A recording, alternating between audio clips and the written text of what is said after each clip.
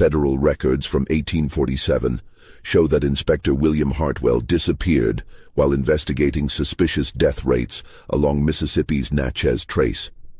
His final telegram, sent from Natchez on October 15th, reported finding systematic brutalities beyond documentation at 7 plantations owned by the wealthiest families in the district.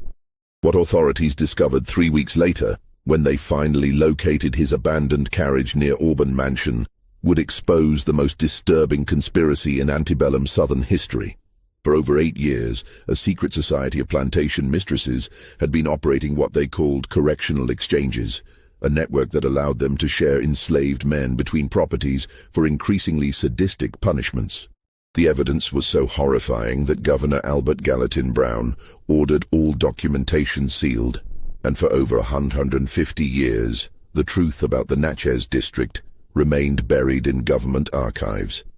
The death toll exceeded 200 men, their bodies found in unmarked graves scattered across 7 properties, each bearing evidence of systematic torture that defied contemporary understanding of human cruelty. Before we continue with the story of Inspector Hartwell's investigation and what he uncovered in those grand mansions along the Mississippi River, make sure to subscribe to our channel and hit that notification bell so you never miss our dark historical mysteries. And tell us in the comments, what state are you listening from? We love hearing from our viewers around the country. The autumn of 1847 would forever change how we understand the hidden cruelties of slavery in America's wealthiest region, revealing depths of human depravity that challenge belief even today. The Natchez district in 1847 represented the pinnacle of Southern wealth and power, a 30-mile stretch along the Mississippi River's eastern bank, where cotton was literally worth more than gold. This region boasted more millionaires per capita than anywhere else in America, with individual plantation owners commanding fortunes that exceeded entire northern cities. Grand mansions like Auburn, Melrose, and Stanton Hall dominated landscapes of endless cotton fields, their Greek Revival columns and manicured gardens concealing brutal realities that sustained such impossible opulence. The climate itself seemed designed to amplify human suffering. Mississippi summers reached brutal temperatures that could kill a working man in hours, while winters brought bone-chilling dampness that penetrated the flimsy slave quarters like icy fingers. The Spanish moss that draped ancient oak trees created an atmosphere of perpetual twilight, muffling sounds and casting strange shadows that made even daylight hours feel ominous. The Mississippi River, brown with sediment and treacherous with hidden currents, had claimed countless lives over the decades, making it an ideal location for disposing of inconvenient evidence. At the center of this world stood 7 families whose names commanded absolute respect throughout the South. The Vandenbergs of Elmwood Plantation, the Dabneys of Riverside Estate, the Pembrokes of Magnolia Grove, the Vanderhorsts of Cedar Hill, the Fairfaxes of Willowmere, the Hawthorns of Oakwood Manor, and the Belmontes of Roseland Plantation. These families had intermarried for generations, creating an insular aristocracy that considered itself above both law and moral scrutiny. Their wealth derived not just from cotton, but from strategic investments in steamboat companies, New Orleans banks, and northern textile mills that processed their raw materials. The women of these families, Charlotte Vandenberg, Eleanor Dabney, Victoria Pembroke, Constance Van der Horst, Isabella Fairfax, Henrietta Hawthorne, and Lucinda Belmonte, had grown up together in a rarefied world of absolute privilege. They attended the same finishing schools in Charleston and Savannah, read the same European philosophy texts, and shared the same sense of intellectual superiority over everyone they considered beneath their station. By 1847, they ranged in age from 28 to 45, all married to men frequently absent on business ventures that took them to New Orleans, Memphis, Mobile, or even as far as New York and London. Charlotte Vandenberg, the eldest at 45, was widely regarded as the most intelligent woman in the district. She spoke fluent French and German, corresponded regularly with European intellectuals, and had amassed a personal library of over 3,000 volumes. Her husband, Willem, spent months at a time managing shipping operations in New Orleans, leaving Charlotte with unprecedented autonomy over Elmwood's 800 enslaved people and 15,000 acres of prime cotton land. Eleanor Dabney, 38, possessed what admirers called a scientific mind. She had studied anatomy and physiology through correspondence with physicians at Charleston Medical College and maintained detailed records of everything from weather patterns to crop yields to what she termed human behavioral observations. Her husband Robert's frequent business trips to northern textile centers gave Eleanor extensive freedom to pursue her increasingly dark interests. The younger women brought their own particular obsessions to the group. Victoria Pembroke, 32, had developed theories about racial hierarchy based on her reading of European anthropological texts. Constance van der Horst, 29, was fascinated by what she called social engineering, the idea that human behavior could be modified through systematic application of pressure and reward. Isabella Fairfax, Henrietta Hawthorne, and Lucinda Belmonte, ranging from 28 to 35, completed the circle with their own specialized interests in human psychology and control. What distinguished these women from other plantation mistresses was not just their wealth and education, but their collective belief that their superior breeding and intellect gave them the right to conduct what they termed behavioral experiments on those they considered their property. They had convinced themselves that their actions served a greater scientific purpose, advancing human knowledge about racial characteristics and social control methods. The enslaved population in the district exceeded 3,000 people, with adult males comprising nearly 40%. These men worked the cotton fields under conditions that killed many within their first years of bondage, managed livestock in swamplands infested with disease-carrying insects, operated dangerous mills and gin houses where limbs were frequently lost to machinery, and maintained the grand estates that generated millions in annual revenue. They lived in quarters that provided basic shelter, but no protection from their owners' increasingly inventive cruelties. Most enslaved men had families, wives, children, elderly parents, creating emotional bonds that the plantation mistresses would learn to exploit with devastating effectiveness. The women had discovered that psychological torture inflicted on family members could break even the strongest individual far more efficiently than direct physical punishment. They began systematically studying these relationships, mapping family connections across all 7 plantations and identifying which bonds could be most effectively weaponized. Inspector William Hartwell arrived in Natchez on September 20, 1847, carrying credentials from the Federal Treasury Department and a mandate to investigate irregularities in plantation mortality reports that had attracted attention in Washington. At 34, Hartwell was a meticulous investigator from Portland, Maine, who had previously uncovered corruption in northern textile mills and fraud in federal land office operations. He was methodical, incorruptible, and completely unprepared for the sophisticated evil he would encounter in the Natchez district. Hartwell had been selected for the assignment specifically because he had no connections to Southern society and no financial interests that might compromise his objectivity. His superiors in Washington had grown concerned about mortality rates among enslaved populations in certain districts, not from humanitarian concerns, but because such losses represented significant economic waste that could affect cotton production and federal tax revenues. They wanted a thorough investigation, conducted by someone immune to Southern influence. Hartwell's investigation began with what seemed like routine bureaucratic work at Elmwood Plantation, where Charlotte Vandenberg received him in her opulent parlor with the practiced charm that had made her famous throughout Mississippi society.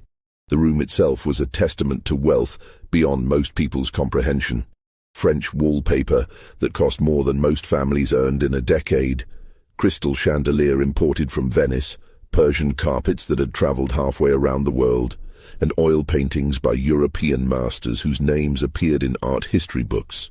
Yet as Hartwell spread the plantation's mortality records across Charlotte's mahogany dining table, disturbing patterns emerged that no amount of Southern hospitality could explain. In the past 18 months, 15 enslaved men between ages 20 and 35 had died from what the meticulously kept records labeled sudden illness, accident during field work, injury from fall, heart failure, or attempted escape. The death rate among this specific demographic was nearly triple the district average and exceeded even the notorious mortality rates of Caribbean sugar plantations. What made the pattern even more suspicious was the timing. The deaths occurred in clusters, with multiple fatalities recorded within days of each other, followed by periods of several weeks with normal mortality rates. When Hartwell cross-referenced these dates with shipping records, he discovered they coincided with the arrivals and departures of steamboats that regularly traveled between the 7 plantation landings, suggesting some form of coordinated activity. When Hartwell requested to examine the bodies or interview witnesses to these deaths, Charlotte's demeanor shifted with subtle but unmistakable menace. Her smile never wavered, but her voice acquired an edge that would have chilled a more experienced observer of Southern society. "Inspector," she said, adjusting her silk gloves with deliberate precision. "Surely a gentleman of your obvious refinement understands that certain matters of plantation discipline require discretion. These unfortunate souls died because they could not adapt to the civilized order we provide here. Their primitive natures simply could not withstand the demands of productive labor. Perhaps your valuable time would be better spent examining our excellent cotton yields and the substantial tax revenues we generate for the federal government." But Hartwell possessed the stubborn persistence that made him an effective investigator, and Charlotte's obvious evasiveness only strengthened his determination. When he insisted on touring the slave quarters, Charlotte's resistance became more explicit. She claimed that several buildings were under repair following storm damage, that others housed sick slaves who might contaminate a visitor, and that the remaining quarters would tell him nothing useful about the deceased men who had lived there. Finally, under threat of federal subpoena, Charlotte reluctantly agreed to accompany him on a limited inspection of the plantation facilities.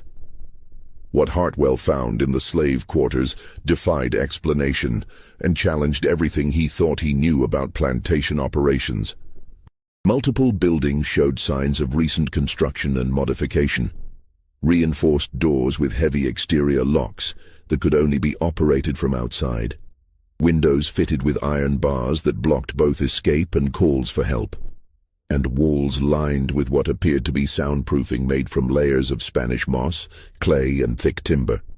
When Hartwell questioned the purpose of these modifications, Charlotte claimed they were punishment quarters for incorrigible slaves who require special handling. She explained that some enslaved people were naturally violent and required secure containment to protect other workers and ensure plantation safety. Her explanation might have been plausible if not for the sophisticated nature of the modifications and the obvious expense involved in their construction. The enslaved people themselves presented an even more disturbing puzzle. Men who should have been in their physical prime moved with obvious discomfort and pain, their eyes darting nervously whenever Charlotte appeared. They avoided all eye contact with both Charlotte and Hartwell, responding to questions with barely audible whispers and obvious terror. Several bore visible scars that seemed inconsistent with normal plantation work, precise marks that suggested deliberate infliction rather than accidental injury. Most unsettling was their psychological condition. These were men who should have possessed the natural pride and defiance that plantation owners constantly struggled to suppress. Instead, they displayed the broken demeanor of individuals who had experienced horrors that destroyed their fundamental sense of self. They moved like shadows, spoke like whipped dogs, and seemed to have lost something essential that made them fully human. An elderly enslaved woman named Celia, when she thought Charlotte was out of earshot, whispered to Hartwell with urgent desperation, "They takes the young strong ones to the other houses, Inspector, sir. They goes walking upright like men, but they comes back. They comes back different, changed, like something inside them got broke and can't never be fixed no more." Before Hartwell could ask for clarification, Charlotte appeared beside them with the silent menace of a predator. "Celia," she said in a voice like poisoned honey, "I believe you have work to attend to in the kitchen. Inspector Hartwell surely doesn't need to hear the confused ramblings of an old woman whose mind isn't what it used to be. The terror that crossed Celia's face as she hurried away convinced Hartwell that he had stumbled onto something far more sinister than routine plantation discipline. The old woman had been trying to warn him about something, and Charlotte's intervention suggested that such warnings were both dangerous and necessary.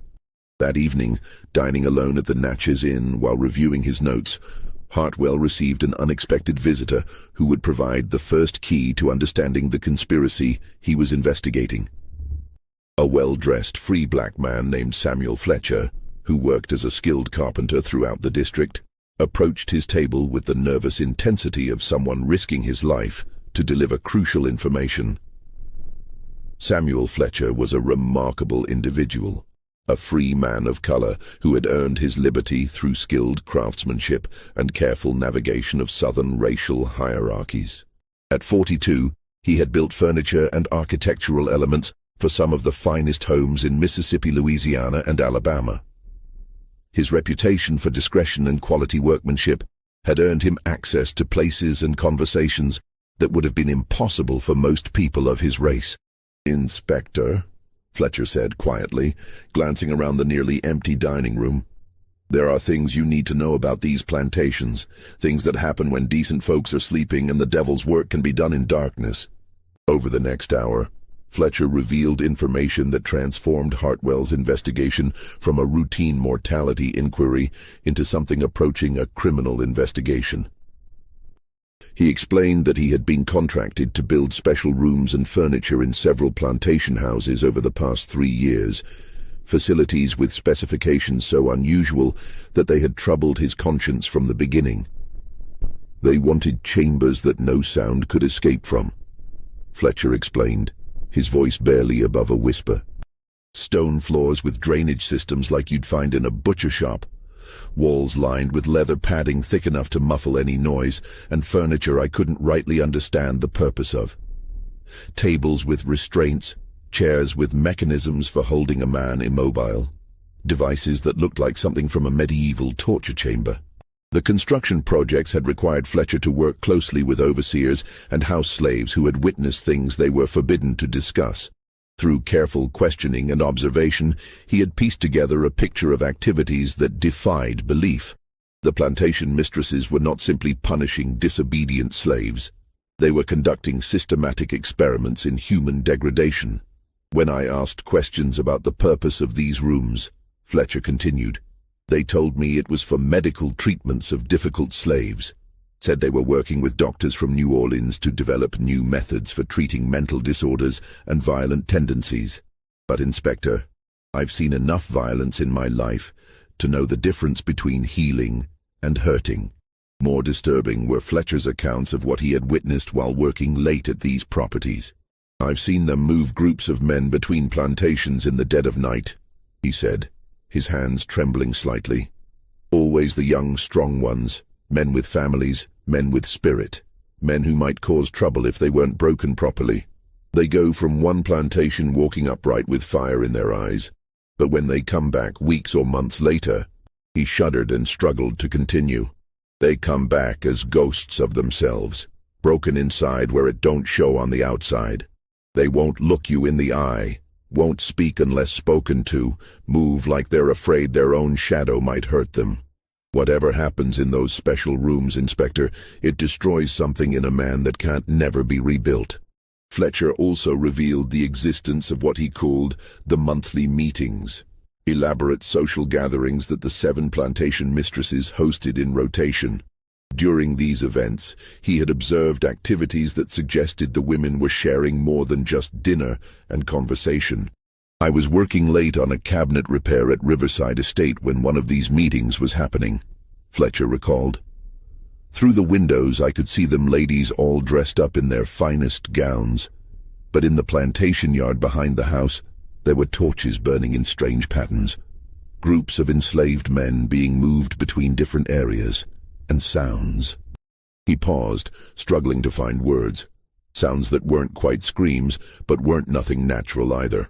As Fletcher prepared to leave, risking discovery by remaining too long in public conversation with a federal investigator, He pressed a small leather journal into Hartwell's hands. This belonged to a slave named Marcus Washington who died at Riverside Estate last month, he said. He could read and write, learned it secret-like from a house slave who'd been taught by her mistress's children. Marcus kept this journal hidden in his cabin, writing down what was happening to him and the other men. His wife, Sarah, gave it to me before she was sold away after his death. She said somebody needed to know the truth about what killed her husband. That night, by candlelight in his hotel room, Hartwell opened Marcus Washington's journal and began to understand the true scope of the conspiracy he was investigating. The entries, written in a careful, educated hand, detailed experiences that challenged human comprehension and revealed the systematic nature of the cruelties being inflicted. Marcus described being borrowed by different plantation mistresses, each of whom had developed specific methods of physical and psychological torture disguised as discipline and correction. He wrote of being forced to watch other men suffer, of being subjected to medical experiments that served no healing purpose, and of a deliberate, systematic effort to destroy the minds and spirits of enslaved men through increasingly creative applications of pain, fear, and despair. One entry, dated just 2 weeks before Marcus's death, proved particularly chilling. Miss Eleanor brought me back to watch what she called her loyalty experiment on Samuel Robinson. She got Samuel's wife, Mary, and their little boy, Thomas, tied up where Samuel can see them from where he chained to that special table she had built.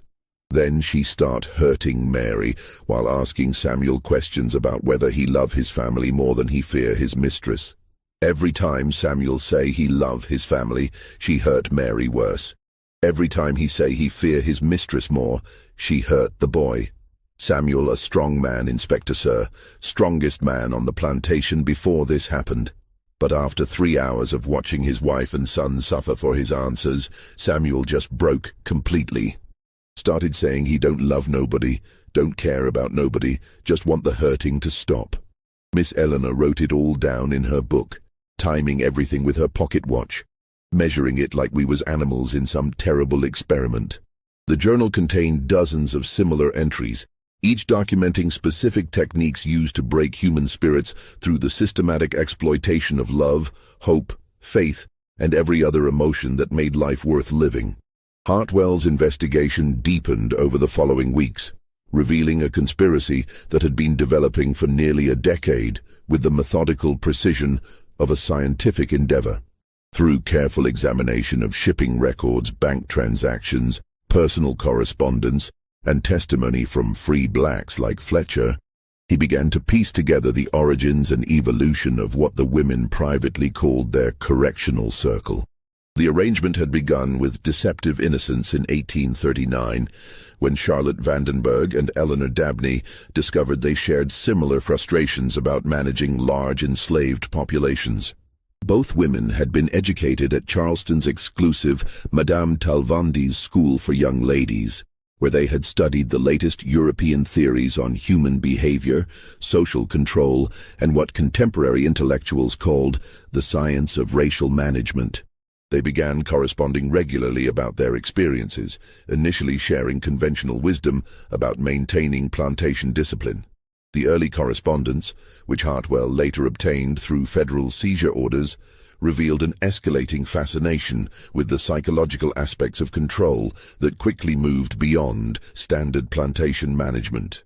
Letters from 1840 discussed traditional disciplinary measures, reduced food rations, extra work assignments, temporary confinement in punishment cells, public whippings designed to deter other slaves from similar infractions. But by 1841, their exchanges had taken a distinctly darker turn that revealed the intellectual arrogance underlying their cruelty. Charlotte wrote in a letter dated March 15, 1841, "My dear Eleanor, I find myself increasingly frustrated by the limitations of traditional punishment methods. These creatures seem to adapt to physical discomfort with disturbing resilience, and the effects of standard discipline fade within weeks. I believe we are approaching this problem from an insufficiently sophisticated perspective. These are not merely bodies that require correction, but minds that must be properly shaped. Perhaps we should focus not on their behavior, but on the fundamental thoughts and feelings that drive such behavior.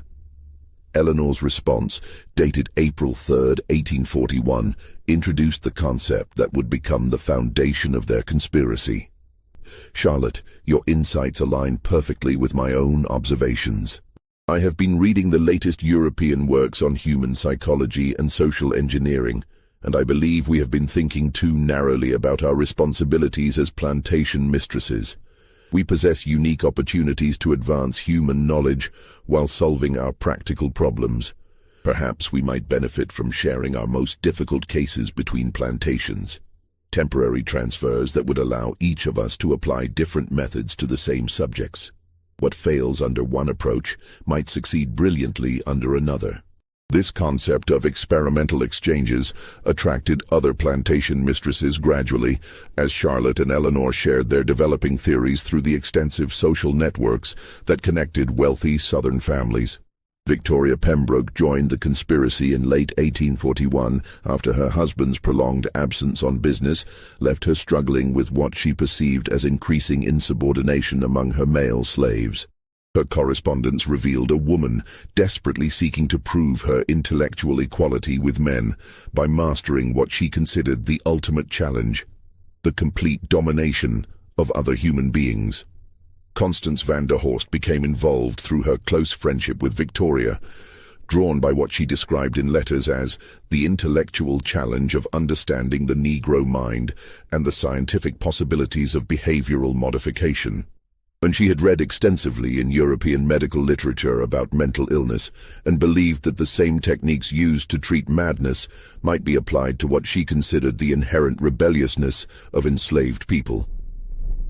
Isabella Fairfax, Henrietta Hawthorne, and Lucinda Belmonte completed the circle by 1843, each bringing her own particular obsessions and methods to the arrangement.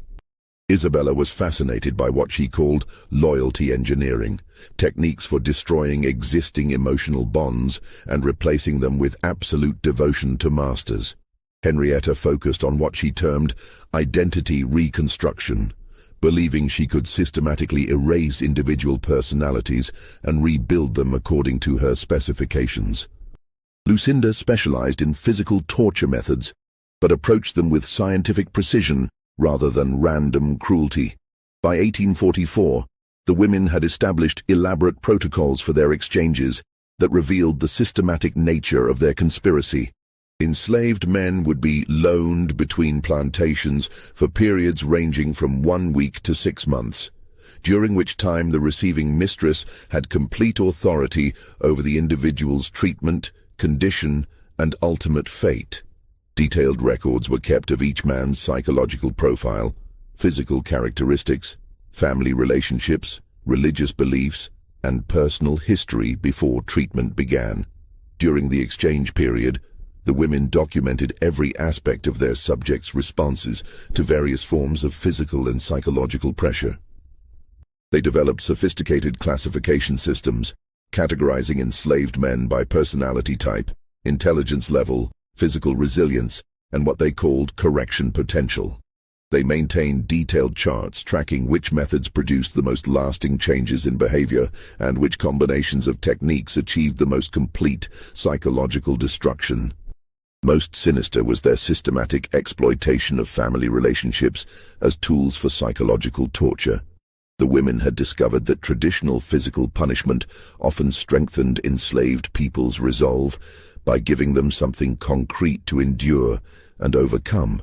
But the threat of harm to loved ones created a different kind of suffering, one that attacked the victim's fundamental sense of identity and purpose. They began mapping family connections across all 7 plantations with genealogical precision, identifying fathers, husbands, sons, brothers, and friends whose welfare could be used as leverage against targeted individuals. They developed techniques for convincing men that their resistance would result in their families being sold to brutal plantations in the Deep South, or worse, that their loved ones were already suffering torture because of their defiance. The psychological manipulation became increasingly sophisticated as the women learned from experience and shared successful techniques. They would separate families temporarily, then reunite them under conditions designed to maximize emotional manipulation. A man might be told his wife was dead, allowed to grieve for weeks, then suddenly presented with evidence that she was alive but suffering because of his behavior. By 1845, the women had constructed the specialized facilities that Fletcher had described. Chambers specifically designed for human experimentation, disguised as punishment. Each plantation now contained what they euphemistically called correction facilities. Soundproofed rooms equipped with restraints, specialized furniture, observation areas, and detailed record-keeping stations where the mistresses could monitor and document their subjects' responses to various treatments. The most disturbing aspect of Hartwell's discoveries was the meticulous documentation the women maintained. They kept detailed journals of each session, complete with anatomical sketches, precise measurements, clinical observations, and theoretical analysis. These records revealed a systematic effort to understand the exact conditions under which human dignity could be destroyed and rebuilt according to their specifications. They recorded precise timing for psychological breakdowns, measured physical responses to different types of pain, documented which threats were most effective against different personality types, and maintained detailed charts showing the correlation between various treatment methods and long-term behavioral changes. They approached the destruction of human beings with the same methodical precision that others might apply to breeding livestock or developing new agricultural techniques. Dr. Edmund Carey, a physician from New Orleans who had been called to treat medical emergencies at several district plantations, provided Hartwell with additional context that confirmed the systematic nature of the conspiracy. Speaking confidentially in his office overlooking the French Quarter, Dr. Carey described being called to examine slaves who had suffered what the mistresses described as disciplinary accidents, or complications from medical treatment. "Inspector," Dr. Carey said, his hands trembling slightly as he poured himself a glass of bourbon, "in 23 years of practicing medicine throughout Louisiana and Mississippi, I have never encountered anything approaching the systematic cruelty these women have devised. The injuries I observed were not the result of anger or loss of control. They showed evidence of careful planning, precise execution, and scientific observation." The doctor revealed that several of the women had requested detailed consultations about human anatomy, pain tolerance, psychological disorders, and recovery times from various types of trauma. They claimed to be developing better methods for treating mental illness and violent tendencies among their enslaved population, but the questions they asked revealed interests that had nothing to do with healing. They wanted to know exactly how much physical damage a human body could sustain without permanent disability, Dr. Carey explained. They asked about techniques for inflicting maximum pain without causing visible injury, methods for inducing temporary paralysis or blindness, and drugs that could affect memory or personality.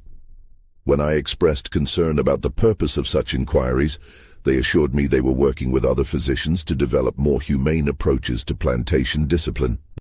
The women had also commissioned detailed anatomical drawings, medical texts about mental disorders, and even corresponded with physicians in Europe about the latest theories on human psychology and behavioral modification. They were building a comprehensive library of information about human vulnerability, all disguised as legitimate medical and scientific inquiry. Perhaps most disturbing was Dr. Carey's revelation that he had been asked to certify deaths that he suspected were actually murders. "On at least 6 occasions," he said, "I was called to examine slaves who had allegedly died from natural causes, heart failure, stroke, sudden illness, but whose bodies showed subtle signs of deliberate harm. When I questioned these diagnoses, I was told that plantation discipline sometimes produced unexpected complications, and that my role was to provide official documentation, not to conduct criminal investigations." The doctor's testimony revealed that the conspiracy extended beyond the 7 core families to include local officials, physicians, overseers, and other professionals who were either complicit in the crimes or intimidated into silence. The women had created a network of corruption that protected their activities and ensured that evidence of their crimes would be suppressed or destroyed. As October progressed, Hartwell's investigation uncovered increasingly disturbing evidence of the correctional circle's activities and their systematic approach to what they considered advanced human management. His breakthrough came when he gained access to the personal library at Magnolia Grove, where Victoria Pembroke had assembled what may have been the most comprehensive collection of books on human psychology, medical experimentation, and behavioral modification in the entire South. The library itself was impressive. Over 800 volumes housed in custom-built walnut cases that reached from floor to ceiling. But the content was what made Hartwell's blood run cold. Victoria had systematically acquired works on human anatomy, psychological disorders, torture techniques from various historical periods, military interrogation methods, and the latest European theories on racial characteristics and social control. She had corresponded with authors, physicians, and researchers throughout Europe and America, building a network of contacts who shared her interests in human experimentation. Among these volumes, carefully hidden behind false backs on several shelves, Hartwell discovered detailed journals dating back to 1841 that documented the true scope of the women's activities. These journals, written in Victoria's precise handwriting with the clinical detachment of a scientist, revealed their systematic approach to what they termed advanced plantation management and human behavioral modification. The journals contained detailed case studies of individual enslaved men, complete with before and after psychological assessments, physical examinations, family relationship maps, and step-by-step documentation of the techniques used to achieve what Victoria called complete personality reconstruction. Each case was numbered and cross-referenced with similar entries in the other women's records, creating a comprehensive database of human experimentation. Case study number 23, dated March 15, 1844, provided chilling insight into their methodology. Subject: Thomas Jennings, age 26, acquired from Elmwood Plantation. Initial assessment reveals typical patterns of covert resistance, maintains direct eye contact with authority figures, subtle defiance in posture and movement, attempts to comfort fellow subjects during preliminary observation period. Strong family attachments identified: wife Sarah, age 24, children Marcus, age 6, and Elizabeth, age 4, elderly mother Ruth, age approximately 60. Religious faith appears central to subject's psychological stability. The entry continued with detailed documentation of a 14-day treatment protocol that systematically destroyed every aspect of Thomas's psychological foundation. Day 1 to 3. Complete isolation in soundproof chamber, minimal food and water, constant exposure to recorded distress calls allegedly from family members. Subject maintains defiant posture. Day 4-7. Introduction of physical discomfort through temperature manipulation, sleep deprivation, and sensory overload. Subject begins showing signs of psychological stress, but maintains core resistance. Day 8-11. Direct threats to family members combined with fabricated evidence of their suffering. Subject's defiance begins to crack. Day 12-14. Presentation of false evidence that family has been sold to brutal sugar plantation due to subject's resistance. Complete psychological collapse achieved. The final assessment was written with the same clinical detachment used to describe a successful medical procedure. Subject now demonstrates complete submission to authority, all patterns of resistance eliminated. Emotional attachment to family successfully severed. Religious faith destroyed through systematic blasphemy exposure. Physical capabilities remain intact. Psychological reconstruction phase can now begin.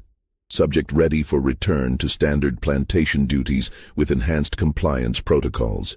The journals revealed that the women had developed increasingly sophisticated techniques over the years, learning from each case and refining their methods for maximum effectiveness. They had discovered that different personality types required different approaches. Proud men needed to be humiliated, religious men needed their faith destroyed, family-oriented men needed to believe their loved ones were suffering because of their resistance. They had also developed techniques for what they called identity reconstruction, systematically destroying an individual's sense of self and rebuilding them according to desired specifications. The process involved complete isolation for extended periods, constant psychological pressure, deliberate confusion about reality and fantasy, and gradual reintroduction of human contact, only in exchange for absolute obedience and the adoption of new identities. Men who had once been fathers, husbands, community leaders, and skilled craftsmen would emerge from these treatments believing themselves to be nothing more than tools for their owner's use. They would have no memory of their previous lives, no emotional connections to other people, and no desires beyond serving their master's wishes. The transformation was so complete that even family members often failed to recognize them. Hartwell's investigation also revealed the economic dimensions of the correctional circle's activities. The women had discovered that their processed slaves commanded significantly higher prices when sold, as they were perceived throughout the South as exceptionally obedient and unlikely to cause problems for new owners. Word of the Natchez method had spread through underground networks of slave traders, plantation owners, and overseers, creating a lucrative market for their services. Financial records hidden in Victoria's library showed that the 7 families had generated additional revenue of nearly $50,000 annually through these sales, an enormous sum that exceeded the annual income of most northern businesses. They had established connections with slave traders throughout the South, marketing their services as providers of premium disciplined labor for the most demanding situations. Some clients paid additional fees to specify particular types of correction for slaves they intended to purchase. A New Orleans sugar plantation owner had paid extra to ensure that his new workers would have no memory of freedom or family relationships that might inspire escape attempts. A Mississippi River steamboat company had requested slaves who would be completely immune to the influence of free black workers they might encounter in northern ports. Perhaps most shocking was Hartwell's discovery that the women had begun experimenting on free blacks as well, using legal challenges to their freedom status as pretexts for forcing them into their system. Samuel Fletcher, the carpenter who had initially approached Hartwell, had narrowly escaped becoming a victim himself when the women had questioned his documentation and attempted to have him declared a fugitive slave subject to capture and correction. Fletcher revealed that at least 5 other free blacks had disappeared from the Natchez area over the past 2 years, all after refusing to comply with demands from plantation mistresses or challenging their authority in business dealings. Local authorities had dismissed these disappearances as routine departures for better opportunities elsewhere. But Fletcher suspected the missing individuals had been forced into the correctional circle system and then sold as slaves to distant buyers who would ask no questions about their origins. The scope of the conspiracy expanded even further when Hartwell discovered correspondence between the Natchez women and similar groups operating in other southern states. Letters from plantation mistresses in Georgia, South Carolina, Alabama, and even Virginia suggested that the Natchez method was being studied and adopted throughout the region. The women had begun hosting what they called educational seminars, teaching other slaveholders their techniques for advanced behavioral modification. A letter from Margaret Fitzgerald of Savannah, Georgia, dated August 12, 1847, revealed the extent of their influence. Dear Charlotte, I cannot adequately express my gratitude for the instruction you provided during my recent visit to Natchez. The techniques you demonstrated have proven remarkably effective with our most difficult cases. We have successfully processed 12 subjects using your methods, with complete success in 11 cases. I am particularly impressed with your innovation of using family separation as a primary tool rather than merely a threat. We are now planning to expand our facilities and would welcome additional consultation on the proper construction of soundproof chambers and specialized furniture. The women were not merely operating a local conspiracy, they were developing and disseminating techniques for systematic human destruction throughout the slaveholding South. They saw themselves as pioneers in a new science of social control, and they were actively working to ensure that their methods would survive and spread long after their own deaths. Most disturbing of all was evidence suggesting that prominent Southern intellectuals and politicians were aware of and supportive of their activities. Letters from university professors, medical school faculty, and government officials praised the women's contributions to the advancement of knowledge about racial characteristics and proper social order. Some correspondents suggested that their methods might be applicable to controlling other, inferior populations beyond enslaved blacks, including poor whites, immigrants, and Native Americans. The correctional circle represented more than isolated criminal activity by wealthy plantation owners. It was part of a broader effort to develop scientific methods for maintaining social hierarchies through the systematic destruction of human dignity and identity. The women of Natchez were not acting alone. They were part of a growing network of Southern intellectuals who believed that their superior breeding and education gave them the right to experiment on those they considered racially and socially inferior. By mid-October, Hartwell realized that his investigation had not gone unnoticed by the 7 plantation mistresses, and they were taking increasingly aggressive steps to protect their conspiracy from exposure. The signs of surveillance began subtly. Hotel staff who had previously been helpful became evasive and unhelpful. Local officials who had initially cooperated with his requests suddenly claimed to be too busy to assist federal investigations, and several potential witnesses who had agreed to meet with him simply disappeared without explanation. The escalation became unmistakable on October 10th, when Hartwell returned to his hotel room to find that his belongings had been carefully searched during his absence.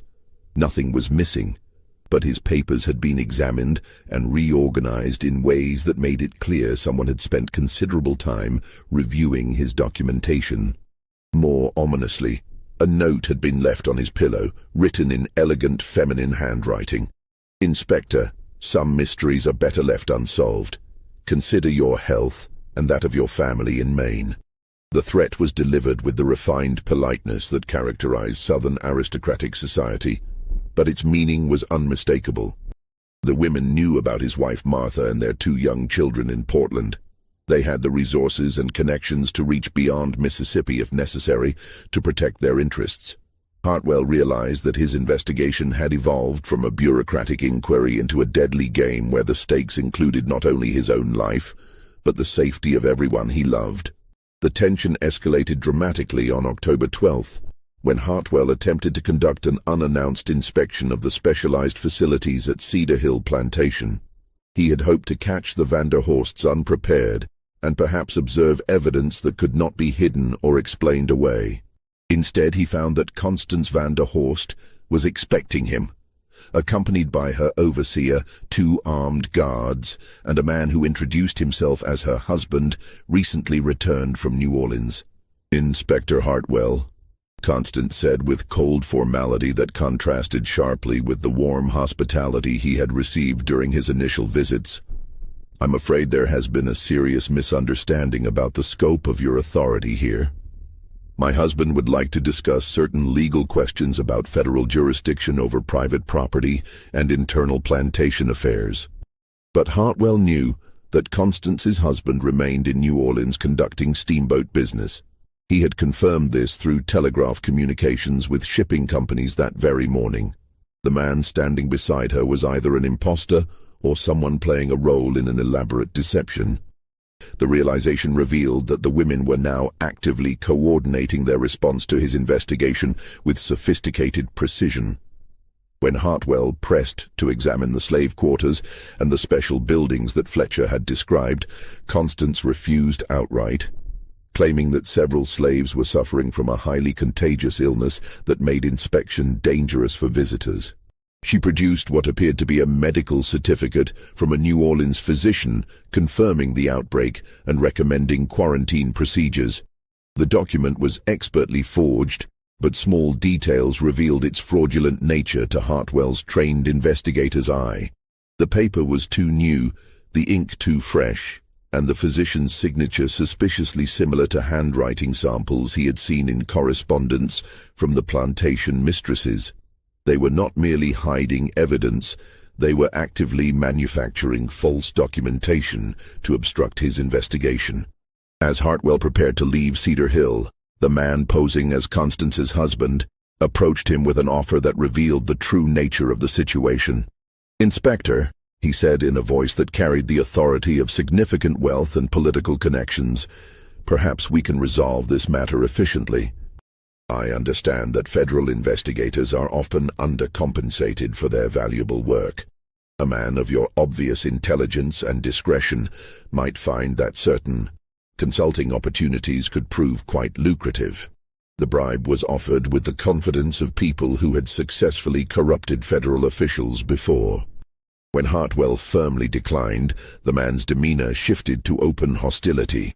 "Very well, Inspector, but understand that your continued interference with private property rights and legitimate business operations will not be tolerated indefinitely. This region has ways of dealing with outside agitators who exceed their authority." That evening, Hartwell received a dinner invitation from Charlotte Vandenberg, ostensibly to discuss his findings in a social setting and perhaps reach some accommodation that would satisfy federal requirements while respecting local customs. Against his better judgment, but hoping to gather additional evidence and perhaps identify other participants in the conspiracy, he accepted the invitation to dine at Elmwood Plantation. The dinner proved to be an elaborate psychological warfare operation designed to assess Hartwell's knowledge, determine his vulnerabilities, and deliver threats with the sophisticated cruelty that characterized everything the women did. All 7 mistresses were present, along with their overseers, several local officials whom Hartwell recognized as being financially dependent on the plantation families, and a handful of men who introduced themselves as visiting businessmen, but who carried themselves with the disciplined alertness of professional enforcers. The conversation began with seemingly innocent discussions of northern politics, economic conditions, and social developments, but Hartwell quickly realized that the women were probing for information about his background, family situation, political connections, and personal weaknesses. They asked detailed questions about his wife's health, his children's education, his financial circumstances, and his career ambitions, with the pretense of polite social interest. "Inspector Hartwell," Eleanor Dabney said as the main course was served, "we understand you have been asking questions about our plantation management methods. Perhaps you don't fully appreciate the complexities of maintaining order among such large populations of primitive people. The methods we employ may seem harsh to northern sensibilities, but they are necessary for maintaining the peace and prosperity that benefits everyone in our region," Victoria Pembroke added with a smile that never reached her eyes. "We have invested considerable time and resources in developing techniques that are both effective and, in their own way, humane. Surely you understand that some situations require specialized approaches that might not be appropriate for discussion in polite society." The most chilling moment came when Isabella Fairfax leaned forward and spoke quietly. "We have heard that several federal investigators have visited our region over the years, Inspector. Most found that their initial concerns were unfounded. They typically concluded their work quickly and returned north with reports that praised our efficient operations and substantial contributions to national prosperity." Henrietta Hawthorne completed the threat by observing with apparent casualness, "The Mississippi River has always been dangerous for travelers unfamiliar with local conditions. Steamboat accidents, robberies by river pirates, mysterious illnesses contracted in our humid climate. So many unfortunate incidents have befallen visitors to our region over the years." Lucinda Belmonte delivered the final warning with the practiced cruelty that made her particularly effective in the correctional circle's operations. "We sincerely hope, Inspector, that you will complete your investigation expeditiously and file a report that reflects the true nature of our operations. We would hate for you to experience the same misfortunes that have befallen other federal employees who misunderstood their role here." As the evening concluded, Charlotte Vandenberg made one final statement that left no doubt about the women's intentions and capabilities. "Inspector Hartwell, We represent families that have shaped the economic and political development of this region for generations. Our influence extends far beyond Mississippi. We have connections in Washington, New York, London, and Paris. We control banks, shipping companies, newspapers, and political organizations throughout the South. You would be wise to remember that your authority here exists only at our sufferance, and that sufferance has limits. Hartwell left the dinner knowing that his life was in immediate danger, but he also realized that the women had inadvertently revealed crucial information about the scope of their conspiracy and their methods of maintaining control. Their coordinated response confirmed that they were operating as an organized criminal enterprise with resources and connections that reached far beyond local plantation management. The next morning brought even more disturbing developments that transformed the investigation into a desperate race against time. Samuel Fletcher failed to appear for a scheduled meeting at a predetermined location, and inquiries at his residence revealed that he had disappeared during the night under circumstances that suggested kidnapping rather than voluntary departure. Fletcher's wife, Mary, was in a state of near-complete terror when Hartwell spoke with her. She described armed men who had surrounded their house at midnight, demanded to know what information Samuel had shared with the federal inspector, and then taken him away despite his protests that he was a free man with proper documentation. The men had warned Mary that any attempt to contact authorities would result in her husband's immediate death and her own enslavement. "They told me Samuel was going to learn what happens to niggers who forget their place," Mary said through tears. "They said he was going to be taught proper respect for white ladies, and that when they finished with him, he wouldn't be causing no more trouble for anybody." The kidnapping of Fletcher revealed that the conspiracy extended beyond the 7 core plantation families to include local law enforcement, judges, and other officials who were either participants in the crimes or too intimidated to oppose them. When Hartwell attempted to file official reports about Fletcher's disappearance, he was told that free blacks frequently left the area without notice and that no investigation would be conducted without clear evidence of foul play. Hartwell's investigation was now a race against time and his own survival. The women clearly intended to eliminate all evidence of their activities, including witnesses, documentation, and the federal inspector himself. He began making copies of all his evidence and arranging to have them transmitted north through various channels, hoping that at least some documentation would survive, even if he did not. The final escalation came on October 13th, when Hartwell discovered that his telegraph communications were being intercepted and his movements were being monitored by a network of informants throughout Natchez. His hotel room was under constant surveillance. His meals were being prepared by people loyal to the plantation families, and even his conversations with other guests were being reported to the conspiracy's leadership.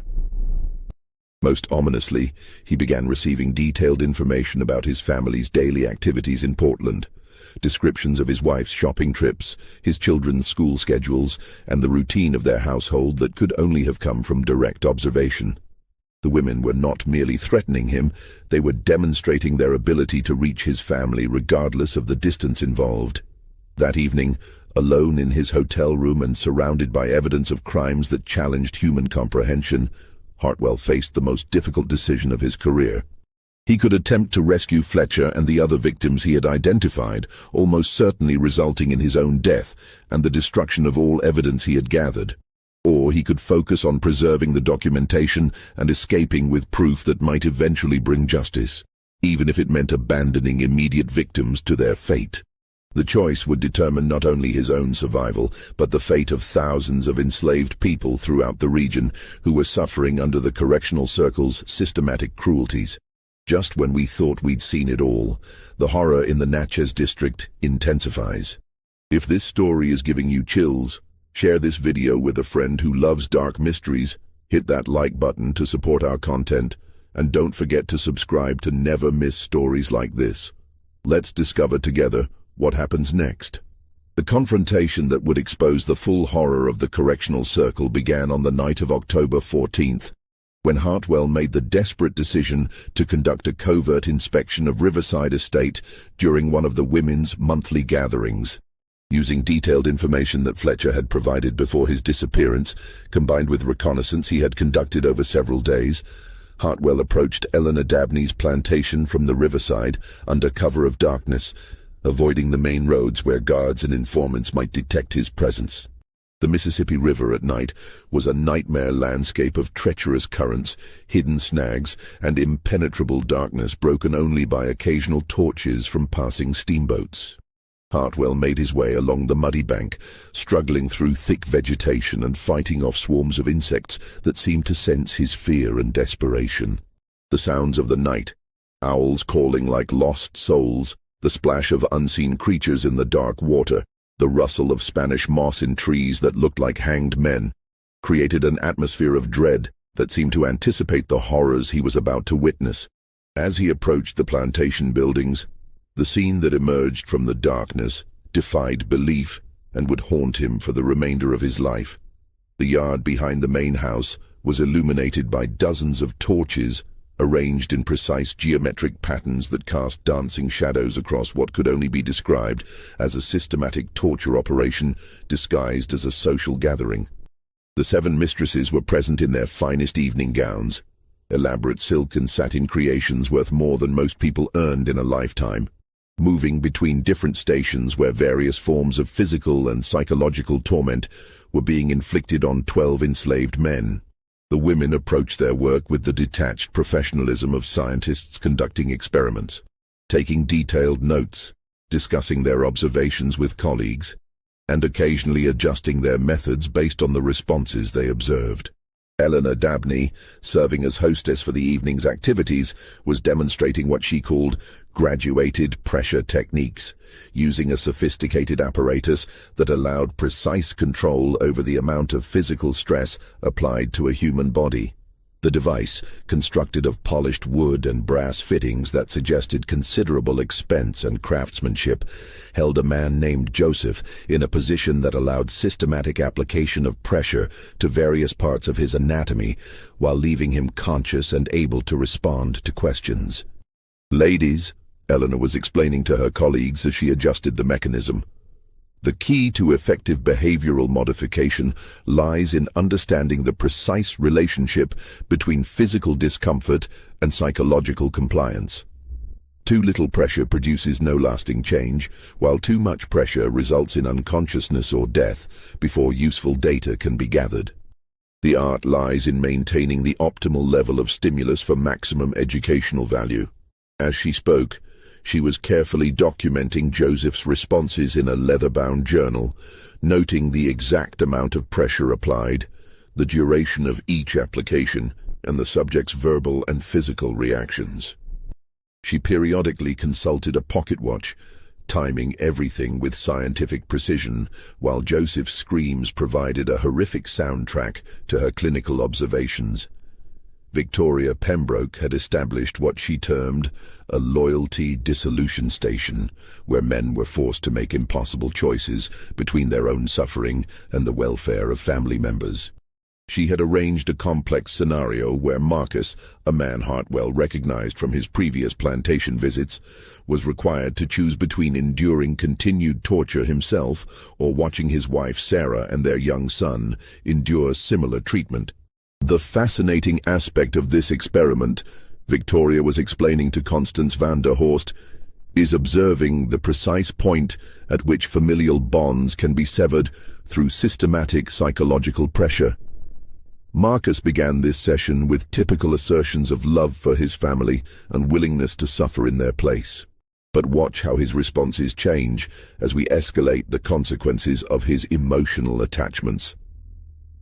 Sarah and her son were not actually being tortured, but Marcus could not see them clearly through the smoky torchlight and shadows. Victoria was using sounds, shadows, and his own imagination to convince him that his family was suffering because of his resistance to her demands. The psychological manipulation was so sophisticated that Marcus was beginning to beg Victoria to stop hurting his family and allow him to suffer alone. Exactly the response she was seeking to document and replicate. Constance van der Horst was conducting what she described as identity dissolution experiments, using a combination of sensory deprivation, sleep deprivation, and constant verbal assault designed to break down her subjects' psychological defenses completely. Her victim, a man named David, who had been considered one of the most intelligent and articulate enslaved people in the district, was chained in a specially constructed chamber that eliminated all visual stimuli while amplifying disturbing sounds and smells. The goal, Constance was explaining while making notes in her own journal, is to determine the minimum time required to completely destroy an individual's sense of self and personal identity. David has been subjected to this treatment for 6 days now, and we are beginning to see encouraging signs of psychological fragmentation. He no longer responds to his name, shows no recognition of family members, and demonstrates increasing compliance with any command, regardless of how degrading or harmful. Isabella Fairfax was pursuing her specialty in what she called faith destruction methodology, working systematically to destroy the religious beliefs that provided psychological strength to her subjects. She had constructed an elaborate, blasphemous ritual designed to force enslaved men to participate in acts that violated their deepest spiritual convictions, documenting how the destruction of religious faith correlated with increased susceptibility to other forms of psychological control. Henrietta Hawthorne was conducting experiments in memory modification, using techniques that combined physical trauma with psychological manipulation to create false memories and destroy true ones. Her subject appeared to be in a state of complete confusion, unable to distinguish between real experiences and the fabricated memories she had systematically implanted through weeks of careful work. Lucinda Belmonte, the most sadistic of the group, was demonstrating advanced pain application techniques using instruments that had obviously been designed specifically for torture. Her approach was more directly physical than her colleagues, but no less systematic in its precision and documentation. She was maintaining detailed charts showing the correlation between different types and intensities of pain and the resulting changes in behavior and compliance. What united all these activities was the clinical precision with which the women approached the systematic destruction of human dignity and identity. They were not acting from anger, passion, or loss of control. They were conducting scientific experiments in human degradation, seeking to develop repeatable methods for transforming independent human beings into completely submissive tools. Most disturbing was their obvious enjoyment of the process. The women laughed and chatted as they worked, occasionally complimenting each other on particularly innovative techniques or impressive results. They had created a sophisticated social event around systematic cruelty, transforming torture into entertainment for their exclusive circle while convincing themselves that they were advancing human knowledge. The evening's activities were being documented not only in individual journals, but also through detailed sketches, measurements, and even daguerreotype photographs that would preserve visual records of their techniques for future reference and instruction. They were building a comprehensive manual of human destruction that could be used by future generations throughout the South and beyond. As the night progressed, Hartwell witnessed the arrival of Samuel Fletcher, barely conscious and showing obvious signs of having endured days of torture since his kidnapping. The women greeted his presence with enthusiasm, eager to demonstrate their techniques on someone who had dared to assist the federal investigation. Fletcher's treatment was being conducted with particular cruelty as an example to any other free blacks who might consider cooperating with outside authorities. The evening's culmination came when the women gathered to discuss their results, plan future experiments, and coordinate the expansion of their operations to other regions. Their conversation revealed the true scope of their ambitions and the systematic nature of their conspiracy to develop and disseminate methods for controlling not just enslaved populations, but any group they considered inferior. "We have proven beyond doubt," Eleanor Dabney announced to the assembled group, "that human will can be systematically destroyed and rebuilt according to our specifications. The techniques we have developed represent a revolution in social control that extends far beyond plantation management. We possess the knowledge necessary to reshape entire populations, eliminate resistance to proper authority, and create stable social hierarchies based on natural superiority rather than mere force. Charlotte Vandenberg added with obvious pride, "Our success here demonstrates the intellectual superiority of our race and class. We have applied scientific methods to solve fundamental problems of social organization. This knowledge makes us powerful beyond measure and positions us to lead the development of proper civilization throughout America and beyond." Victoria Pembroke revealed the extent of their future plans. "We have received inquiries from plantation owners throughout the South, military officials interested in controlling captured populations, and even northern industrialists seeking methods for managing immigrant workers. The applications of our techniques are virtually unlimited, and the financial opportunities are extraordinary." As the women prepared to conclude their gathering and return to their roles as respectable plantation mistresses, Hartwell realized they were planning to eliminate all evidence of their activities, including the remaining witnesses who could testify about their crimes. Several of the tortured men showed signs of being deliberately destroyed to prevent them from surviving to tell their stories. Samuel Fletcher was among those marked for elimination, along with several other free blacks who had provided information to the federal investigation. The women were methodically removing anyone who could expose their conspiracy while preparing to expand their operations throughout the region and beyond.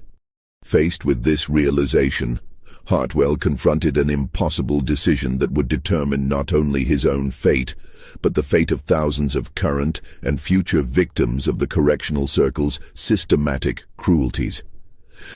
Hartwell made the agonizing decision to escape with his evidence rather than attempt an immediate rescue that would certainly result in his death and the destruction of all proof of the conspiracy's crimes. He spent the remainder of that horrific night copying his most crucial documentation, preparing detailed reports for multiple federal agencies, and arranging for the evidence to be transmitted through various channels to ensure that at least some proof would survive, even if he did not.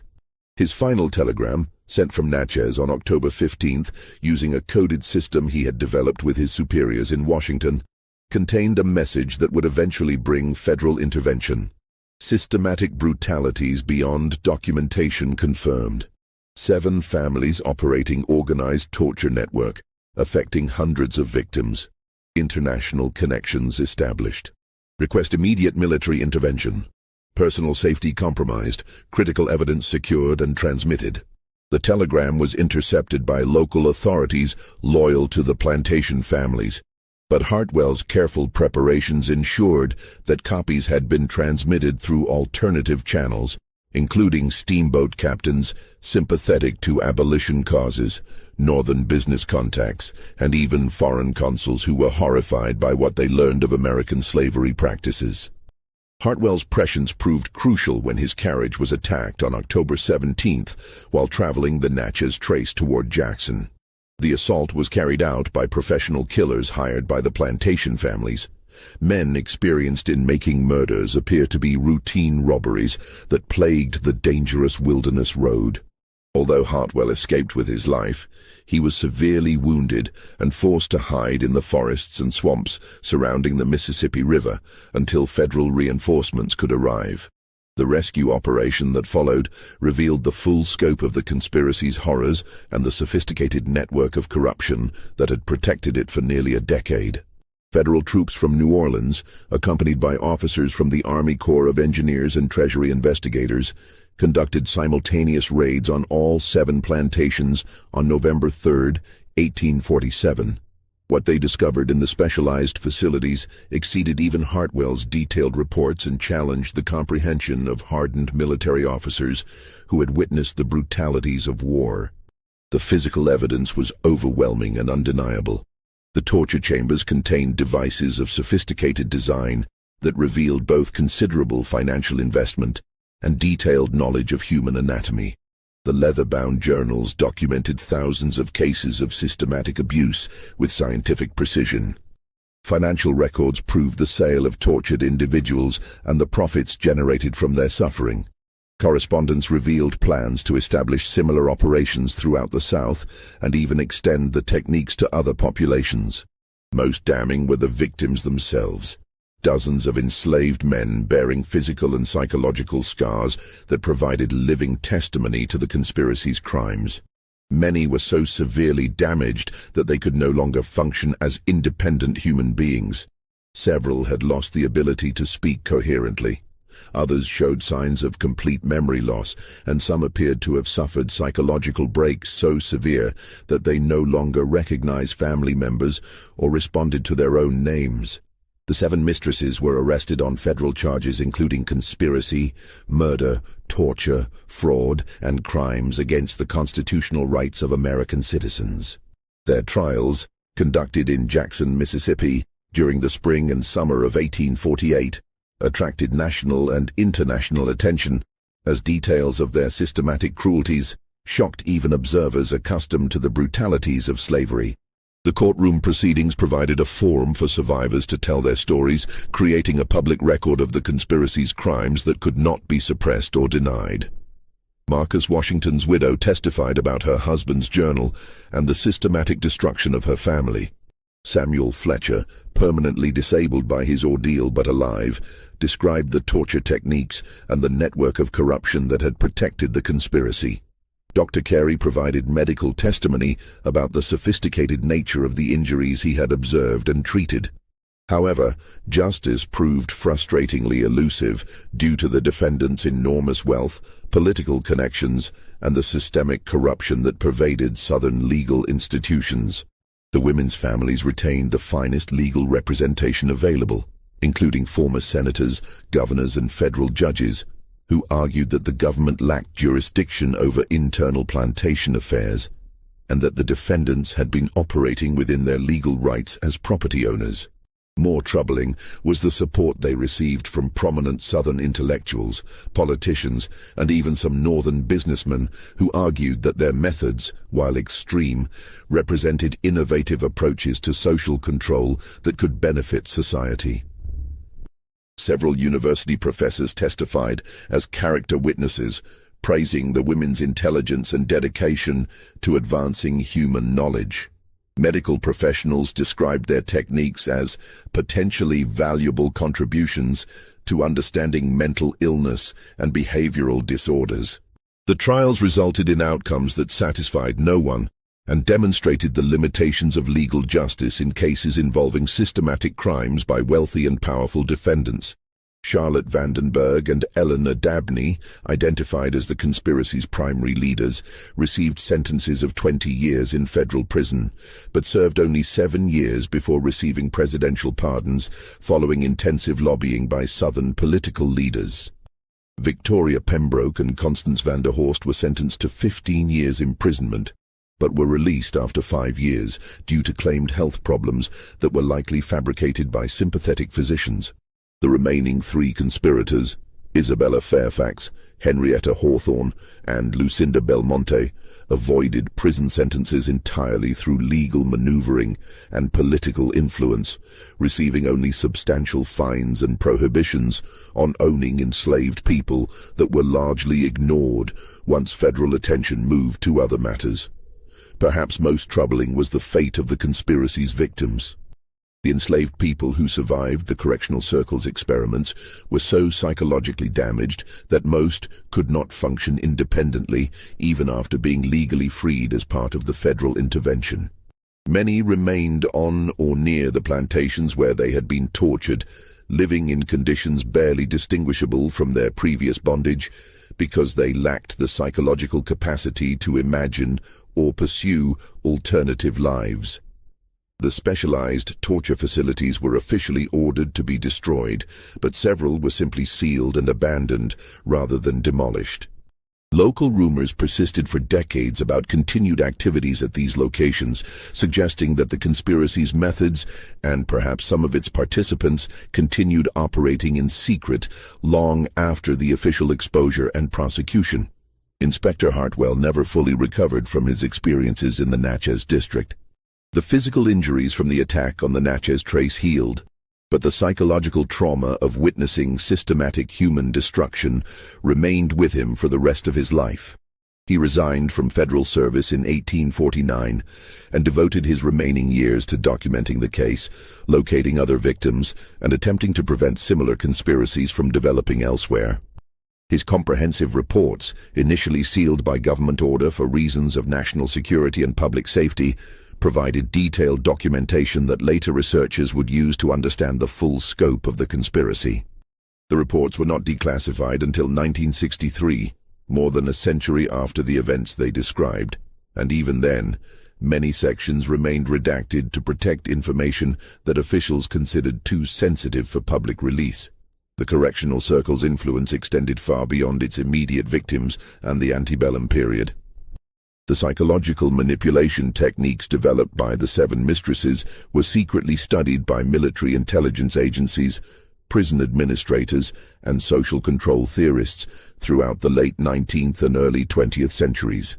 Elements of their methods can be traced through various government and academic programs designed to manage difficult populations, including Native American boarding schools, immigrant processing centers, and even some modern interrogation techniques. Most disturbing is the substantial evidence suggesting that similar conspiracies operated simultaneously in other regions throughout the antebellum South. Correspondence found among the Natchez women's papers referenced active contacts in Georgia, South Carolina, Virginia, Alabama, and Louisiana who were implementing comparable programs. The full scope of systematic torture disguised as plantation discipline may never be fully known, as much of the evidence was successfully destroyed or remains hidden in private family archives. The Natchez district itself never recovered from the scandal surrounding the conspiracy's exposure. Several of the grand mansions were abandoned as their owners fled to avoid further prosecution or social ostracism. The region's reputation for wealth, refinement, and southern hospitality was permanently stained by associations with the conspiracy's horrors. Property values declined, legitimate businesses relocated, and the area entered a period of economic decline that lasted for generations. Yet even today, more than 175 years after these events, some local historians and community leaders continue to minimize or rationalize what occurred, suggesting that the accounts were exaggerated by northern abolitionists for political purposes, or that the women's actions, while regrettable, were understandable products of their time and circumstances. This persistent denial reflects the enduring power of the social and economic systems that made such systematic cruelty possible. The truth about the correctional circle serves as a permanent reminder that human cruelty can reach depths that challenge comprehension, particularly when it is systematized, rationalized, and conducted by educated, sophisticated individuals who convince themselves of their moral and intellectual superiority. The women of Natchez used their considerable intelligence, resources, and social positions not to elevate humanity, but to perfect methods for its degradation, creating a legacy of horror that continues to resonate through American history. Their conspiracy also demonstrates how wealth, social position, and political connections can protect even the most heinous criminals from appropriate justice, and how systematic oppression can be disguised as scientific progress or social improvement. The techniques they developed for destroying human dignity and identity were not aberrations, but logical extensions of the belief systems that supported slavery and other forms of systematic dehumanization. This mystery shows us that the most dangerous monsters in human history are often those who appear most civilized, educated, and respectable to their contemporaries. The capacity for evil exists not just in obviously disturbed individuals, but in ordinary people who convince themselves that their superior status justifies treating others as objects for experimentation and exploitation. What do you think of this story? Do you believe everything was revealed about the Natchez District conspiracy, or might other secrets remain buried in those grand mansions along the Mississippi River? Could similar systematic cruelties have occurred in other regions without ever being discovered or documented? Leave your comment below and share your thoughts about this dark chapter in American history. If you enjoyed this tale and want more horror stories like this, subscribe, hit the notification bell, and share with someone who loves dark historical mysteries. See you in the next video.